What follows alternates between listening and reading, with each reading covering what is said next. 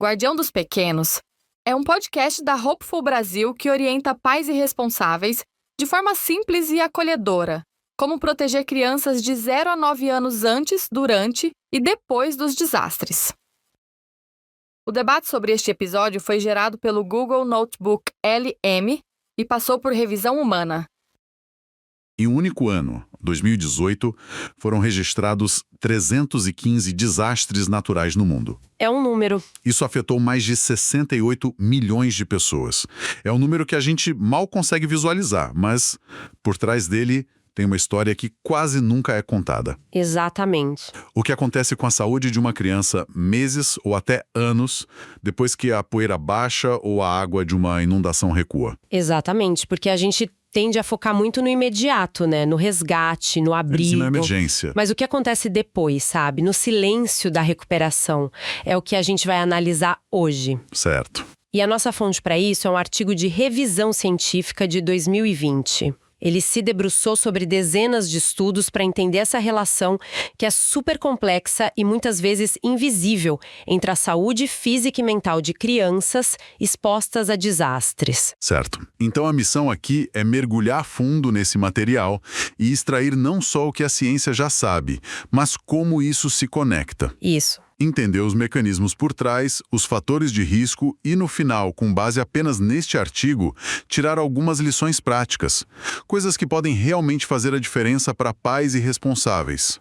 Vamos lá? Vamos. E o ponto de partida do artigo é uma pergunta, assim, essencial. Que é? Por que focar especificamente em crianças?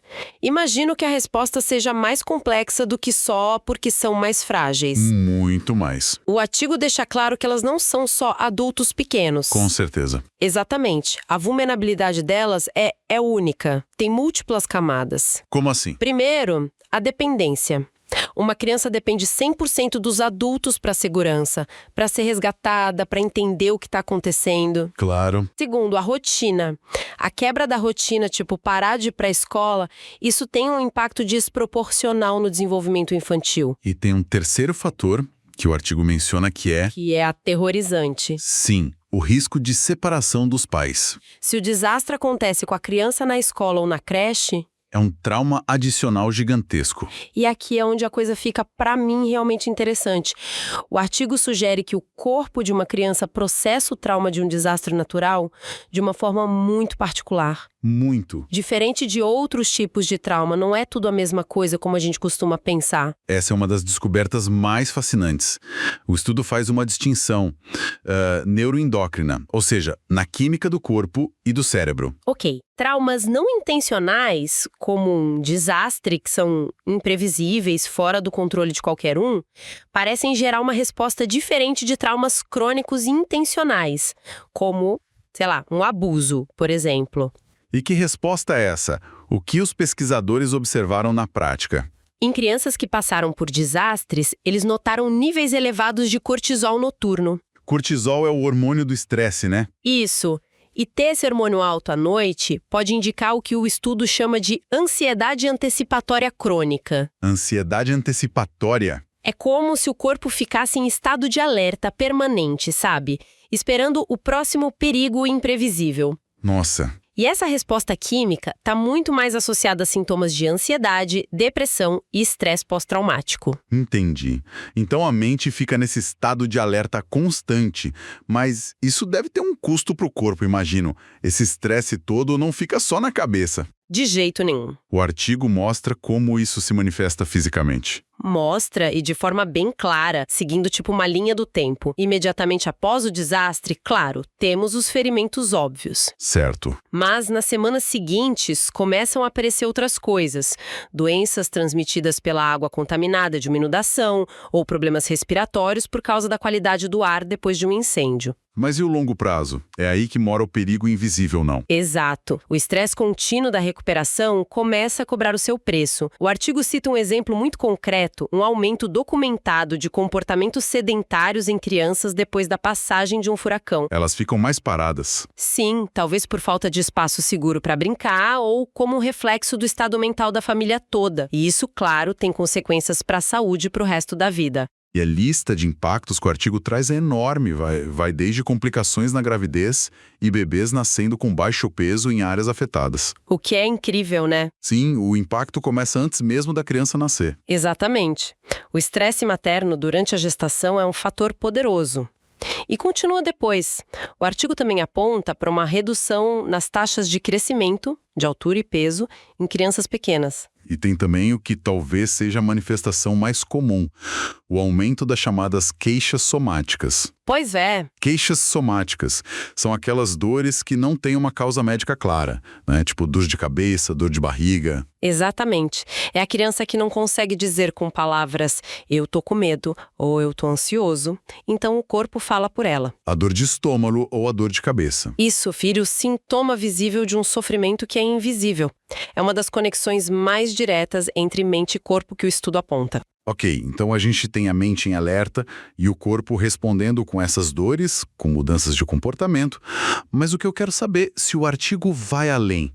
Ele consegue provar que um trauma mental na infância pode, por exemplo, causar uma doença crônica 10 anos depois? Consegue. Existe uma prova tão contundente assim? Existe. E esses estudos que conseguem conectar os pontos ao longo de muitos anos são raros, mas os resultados são assustadores. E qual seria o exemplo mais forte? O exemplo mais forte que o artigo traz vem dos ataques de 11 de setembro em Nova York. Certo. Pesquisadores acompanharam crianças que tinham menos de 8 anos na época e foram expostas ao desastre do World Trade Center.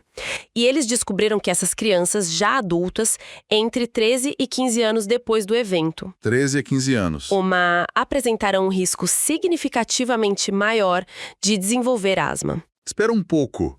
13 a 15 anos depois. Isso é chocante. É. Quer dizer que uma criança pode viver a adolescência inteira sem sintomas e, de repente, na vida adulta, o corpo apresenta a conta de um evento da infância? Isso muda completamente a nossa noção de recuperação. Muda tudo. Mostra que o corpo, ele guarda a pontuação, como dizem alguns especialistas, a recuperação não é uma linha reta e o impacto pode ficar latente por mais de uma década. Uau! Isso é muito forte. E tem outros exemplos que mostram essa conexão de forma tão clara? Sim, tem um estudo muito interessante na Islândia, feito após uma erupção vulcânica em 2010. Ah, sim? Eles compararam crianças que foram expostas à erupção com outras que não foram. O resultado, as crianças expostas tinham mais sintomas respiratórios, o que é esperado, mas também significativamente mais ansiedade. E o artigo detalha mais alguma coisa desse estudo? Alguma especificidade? Sim, e os detalhes são muito reveladores. Por exemplo, Hopeful Podcasts, aprenda ouvindo. entre as crianças expostas, os meninos relataram mais dores de cabeça e problemas de sono. Curioso. E outra coisa, ter a casa danificada pela erupção aumentava diretamente o risco de ansiedade e depressão. Mas olha que interessante, não o risco de dores de estômago. Nossa. Isso mostra como estressores específicos podem levar a sintomas específicos. Não é uma reação genérica, sabe? Fascinante. E sobre o terremoto de 2011 no Japão, o artigo também menciona. Menciona, e com mais uma camada de complexidade. Lá, uma pesquisa encontrou uma ligação direta entre a intensidade dos sintomas de estresse pós-traumático em meninas e a gravidade dos seus sintomas pré-menstruais. Que específico. E outra descoberta incrível foi sobre o sono. Para as crianças menores, de 4 a 6 anos, dormir pouco era um fator de risco para a saúde mental. Já para as mais velhas, o risco estava associado a dormir demais. Essa complexidade toda me faz pensar.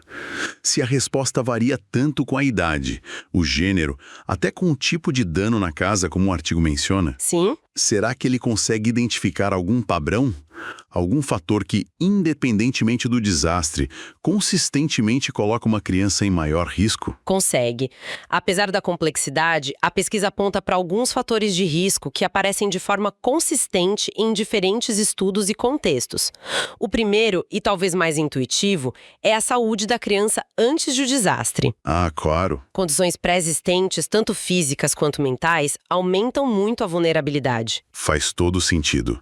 O desastre joga a lenha numa fogueira que já estava acesa. Trata apenas de ter vivido o desastre, mas de como ele foi vivido. Perder alguém da família, ter a casa destruída, ser forçado a sair do local. Quanto mais intensa e pessoal a experiência... Maior o risco para a saúde física e mental. É uma relação bem direta. E sobre os fatores sociais? A condição financeira da família deve pesar muito nisso tudo, não? Pesa enormemente. Esse é o terceiro fator crucial, o status socioeconômico. O artigo é muito claro: famílias com menos recursos são mais afetadas. E tem um detalhe: em um dos estudos, a simples percepção da pobreza pela família já estava associada a uma pior avaliação da saúde da criança e a mais problemas médicos.